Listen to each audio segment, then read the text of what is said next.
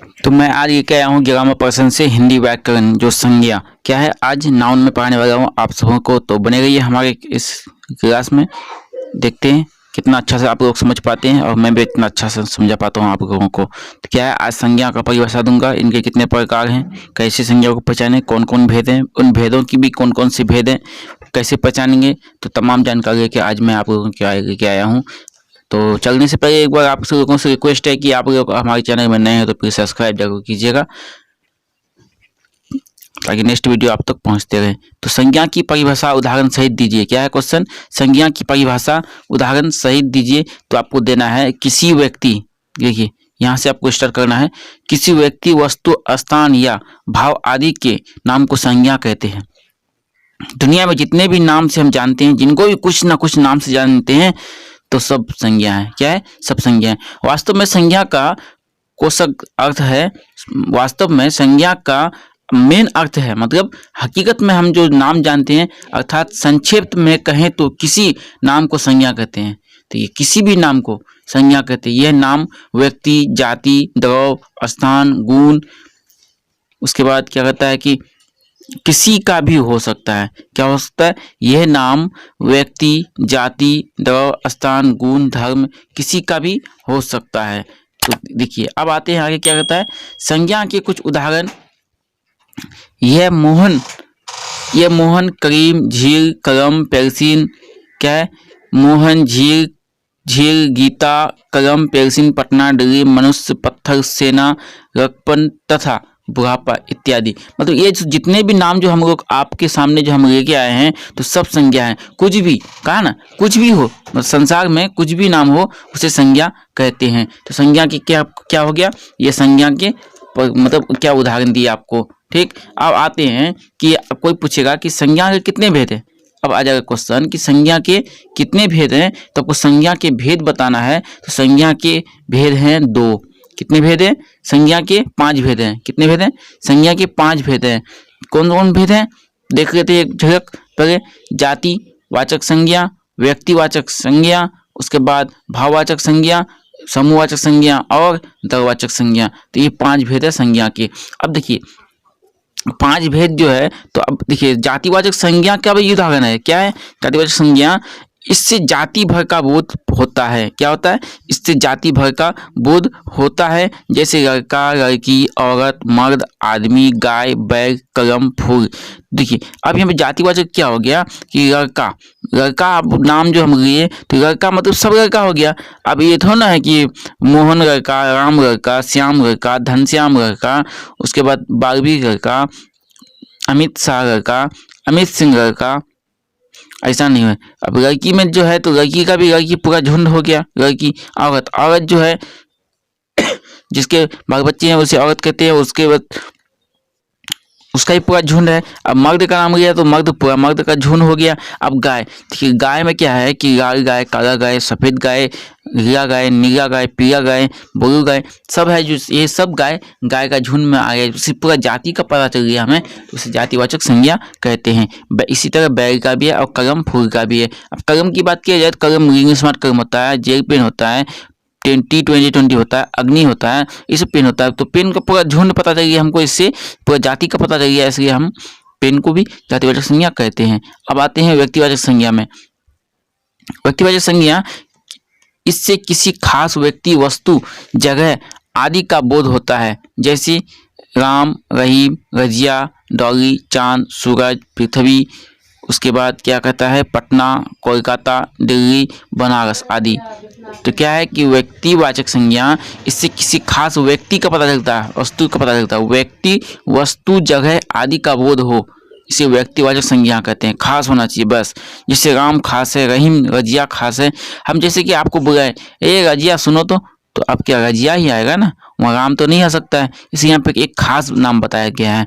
ये राम जो है, राम रामायण से नहीं है, ये रहीम जो है वो बाइबल से नहीं है, ये खास नाम यहाँ पे नाम का उपाधि दिया गया है। अब डॉली, चांद एक खास है, सूरज एक खास है, पृथ्वी एक खास है, पटना भी एक जगह का नाम है, खास है, कलकत्ता भी खास है। हम अगर कलकत्ता जाने कहेंगे तो दिल्ली नहीं जाइएगा, आप कलकत्ता जाइएगा। इसे खास जगह का नाम को हम भी व्यक्तिवाचक संज्ञा कहते हैं। अब देखते हैं भाववाचक संज्ञा। भाववाचक संज्ञा में क्या है, इससे किसी व्यक्ति या वस्तु के गुण, दोष, स्वभाव, अवस्था आदि का बोध होता है। जैसे क्या होता है, इससे किसी व्यक्ति या वस्तु के गुण, दोष, भाव, अवस्था आदि का बोध होता है। जैसे लड़कपन, हमारा लड़कपन था कि हम आपसे उलझ बैठे। बुढ़ापा भी एक क्या है कि अवस्था है। यहाँ पे क्या है, बुढ़ापा एक अवस्था है। ईमानदारी क्या है, ईमानदारी उनके अंदर गुण है। बेईमानी भी उसके अंदर गुण है। लंबाई क्या है, स्वभाव है। चौड़ाई क्या है, चौड़ाई भी एक स्वभाव होगा। अच्छाई एक गुण है। बुराई भी एक गुण है। क्या है, एक गुण है, दोष है। चतुराई भी एक गुण, दोष है। इसी तरह रंगाई, सिलाई, पिटाई, पढ़ाई, एकता, वीरता, मूर्खता, राष्ट्रीयता, सुंदरता, सरलता, दीनता आदि। तो ये सब होगा यहाँ पे आदि भाववाचक संज्ञा, जिससे हमको भाव का पता चल सके। समूहवाचक संज्ञा, इससे एक ही तरह के व्यक्तियों या वस्तुओं के समूह का बोध होता है। जैसे वर्ग की बात किया जाए तो वर्ग में क्या है कि लड़का लड़की सब पढ़ते हैं, तो वहाँ पे हम किसी जाति का बोध नहीं कर सकते हैं, इसलिए हमको वर्ग कहना होगा, क्या कि समूह में है, सभी है। उसके बाद गुच्छा, चाबी का गुच्छा हो, किसी का भी गुच्छा हो, उसे समूहवाचक संज्ञा कहेंगे। सभा में सभी आते हैं, छोटे बड़े ऊंच नीच सब आते हैं वहाँ पे, इसलिए उसको सभा में समूहवाचक संज्ञा होगा। झुंड में भी सभी चलते हैं, इसलिए वहाँ भी समूहवाचक संज्ञा, जिससे हमें पूरा समूह, परिवार का, खानदान का पता चल सके, उसे समूहवाचक संज्ञा कहते हैं। अब देखते हैं द्रव्यवाचक संज्ञा। द्रव्यवाचक संज्ञा में क्या है, कोई द्रव्य या वस्तु जिसे नापा या तौला जाए उसे द्रव्यवाचक संज्ञा कहते हैं, लेकिन गिना नहीं जाए। क्या है, नापा या तौला जाए लेकिन गिना नहीं जाए। जैसे सोना, चांदी, पानी, घी, तेल, कपड़ा, लकड़ी, कोयला आदि। सोना को हम गिन नहीं सकते हैं, लेकिन उसे तौल सकते हैं। पानी को हम गिन नहीं सकते हैं, लेकिन उसे नाप के तौल के लीटर में दे सकते हैं। इसी तरह घी, तेल भी है। और कपड़ा को हम भी गिन नहीं सकते हैं, हम उसे पीस के नाप के काटना होगा। ये था द्रव्यवाचक संज्ञा। अब आते हैं, क्या कहता है कि नेक्स्ट क्वेश्चन क्या है कि व्यक्तिवाचक संज्ञा की परिभाषा देते हुए कुछ उदाहरण दे। क्या कहता है, व्यक्तिवाचक संज्ञा देते हुए कुछ उदाहरण दें। तो उसके लिए हमको क्या करना होगा, व्यक्तिवाचक संज्ञा किसी विशेष वस्तु, व्यक्ति या स्थान का बोध कराती है। जैसे किस व्यक्तिवाचक संज्ञा किसी विशेष व्यक्ति या स्थान का बोध कराती है। जैसे गंगा, तुलसीदास, पटना, राम, हिमालय आदि। क्या है, गंगा, तुलसीदास, पटना, राम, हिमालय आदि। इससे क्या पता चलेगा, का विशेष हुआ। ये गंगा जो है एक गंगा नदी है, तुलसीदास जो है एक कवि है, पटना एक क्या है, जगह का नाम है, ये राम जो है एक विशेष नाम का ये भी कहा गया है, हिमालय भी एक विशेष नाम है आदि। हिंदी में व्यक्तिवाचक संज्ञा की संख्या सर्वाधिक है। व्यक्तिवाचक संज्ञाओं में निम्नलिखित नाम समाविष्ट होते हैं। जैसे आपको फिर यहाँ पे उदाहरण दिया गया है कि व्यक्तियों के अपने नाम तुलसीदास, महेश, राम आदि। उसके बाद नदियों में गंगा, गंडक, यमुना, झीलों में डज, बैकाल आदि। समुद्रों के नाम प्रशांत महासागर, हिंद महासागर, अंटार्कटिका महासागर, ऐसे नाम होते हैं। पहाड़ों के नाम आल्प्स, विंध्य, हिमाचल, हिमालय आदि। गांव के नाम पैनाल, मनियप्पा, बिस्पी आदि, ये सब नाम होता है किसमें, तो आपको हम बता रहे हैं यहाँ पे किसका व्यक्तिवाचक संज्ञा का उदाहरण। सड़कों, दुकानों, प्रकाशनों आदि के नाम अशोक, राजपथ, परिधान, किरण, पब्लिकेशन आदि। यानी ये सब का नाम भी बहुत बड़ा होता है, यूनिक नाम होता है, एक ही नाम होता है, इसलिए यहाँ पे व्यक्ति पता चलता है। महादेशों के नाम एशिया, यूरोप। देशों के नाम चीन, भारतवर्ष, रूस आदि। उसके बाद राज्यों के नाम उड़ीसा, बिहार, महाराष्ट्र, यूपी, गुजरात, झारखंड। पुस्तकों के नाम रामचरितमानस पाठ, सूरदास आदि, गीता पुराण, भगवत पुराण, ये सब होता है। पत्र पत्रिकाओं के नाम दीनमान, अवकाश जगत आदि, ये सब नाम होता है। त्योहारों के नाम, ऐतिहासिक घटनाओं के नाम गणतंत्र दिवस, बाल दिवस। ग्रह नक्षत्रों के नाम चंद्र, रोहिणी, सूर्य आदि। महीनों के नाम आश्विन, कार्तिक, जनवरी आदि, फरवरी। ये सब होता है। दिनों के नाम सोमवार, मंगलवार, बुधवार। अब आइए देखते हैं चौथा नंबर क्वेश्चन क्या कहता है कि जातिवाचक संज्ञा की परिभाषा देते हुए कुछ उदाहरण दें। अब जातिवाचक संज्ञा पूछ रहा है, उसका कुछ उदाहरण भी यहाँ पे मांग रहा है। तो क्या है, जातिवाचक संज्ञा किसी वस्तु या प्राणी की संपूर्ण जाति का बोध कराती है, जैसे गाय, नदी, पहाड़, मनुष्य आदि। क्या कहता है, फिर एक बार देख लीजिए आपका क्या है उदाहरण, सही परिभाषा देख लीजिए इसका। जातिवाचक संज्ञा किसी वस्तु या प्राणी की संपूर्ण जाति का बोध कराती है, जैसे गाय, नदी, पहाड़, मनुष्य आदि। गाय, अब देखते हैं गाय के बारे में थोड़ा। गाय किसी एक गाय को नहीं कहते, गाय किसी एक गाय को नहीं कहते, अपितु यह शब्द संपूर्ण गौ जाति के लिए प्रयुक्त होता है। क्या होता है, ये जो है गौ जाति, तो ये है क्या, संपूर्ण गौ जाति के लिए प्रयुक्त होता है गाय। मनुष्य शब्द किसी एक व्यक्ति के नाम को सूचित ना कर मानव जाति का बोध कराता है, मानव जाति का बोध कराता है। उसके बाद देखते हैं जातिवाचक संज्ञा में निम्नलिखित समाविष्ट होते हैं। यहाँ भी कुछ कुछ उदाहरण दिए गए हैं, ऐसे ऐसे होते हैं। उसके बाद देखिए अब यहाँ पे क्या कहता है कि फलों, पशुओं के, पक्षियों के एवं कीट पतंगों के नाम खटमल, गाय, घोड़ा, चील, मैना आदि, ये सब होता है क्या, पशु पक्षियों के नाम होते हैं। फलों, सब्जियों तथा फूलों के नाम आम, केला, परवल, पालक, जूही आदि, ये सब होता है जातिवाचक संज्ञा में। पहनने, ओढ़ने, बिछाने आदि के समान कुर्ता, जूता, तकिया, तोशक, धोती, साड़ी आदि होते हैं। अन्न, मसाले, मिठाई आदि पदार्थों के नाम गेहूं, चावल, जलेबी, तेजपत्ता, रसगुल्ला आदि, ये सब नाम होते हैं जातिवाचक संज्ञा के कुछ उदाहरण। उसको देखते हैं। अब देखते हैं क्वेश्चन नंबर 5 में क्या होता है, भाववाचक संज्ञा किसे कहते हैं। भाववाचक संज्ञा उदाहरण केवल देकर स्पष्ट कीजिए, इसका उदाहरण देकर स्पष्ट करने बोलता है। तो यहाँ पे आपका क्या हो जाएगा, यहाँ हो जाएगा आपका भाववाचक संज्ञा किसी व्यक्ति या पदार्थों के धर्म या गुण का बोध कराती है।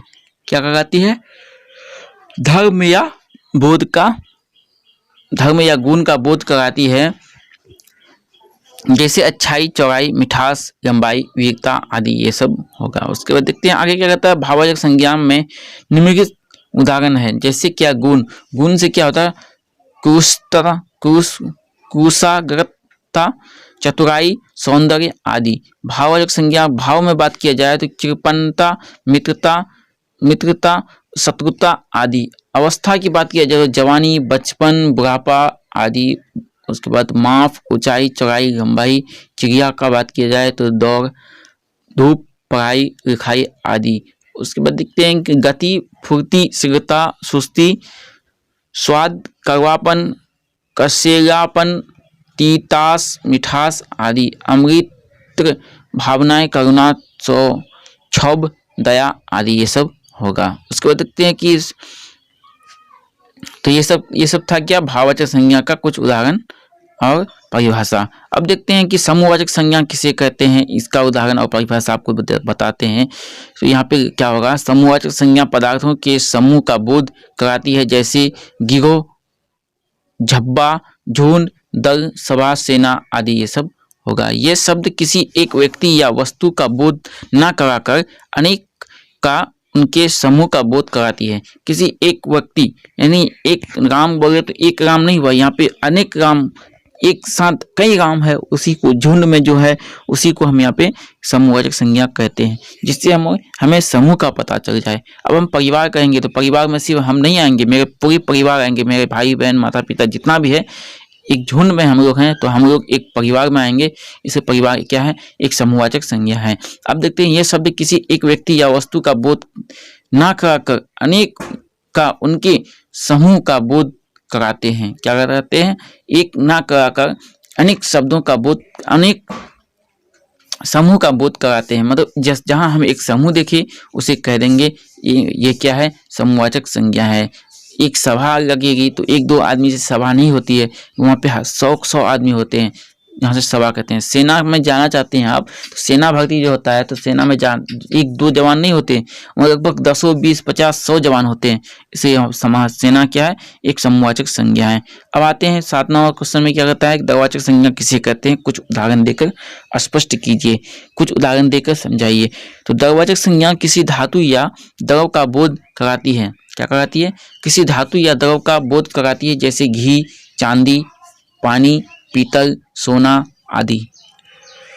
ये क्यों कराती है, घी आखिर किसमें क्यों आती है, क्योंकि हमको घी जो है एक क्या है, केमिकल है। क्या है, एक केमिकल है, लिक्विड है। लिक्विड है तो इसको हम तो गिन नहीं सकते, हमको तो इसको नापना तोलना ही होगा, तभी हम इसका बंटवारा कर सकते हैं। हम इसको गिन गिन के बंटवारा नहीं कर सकते हैं।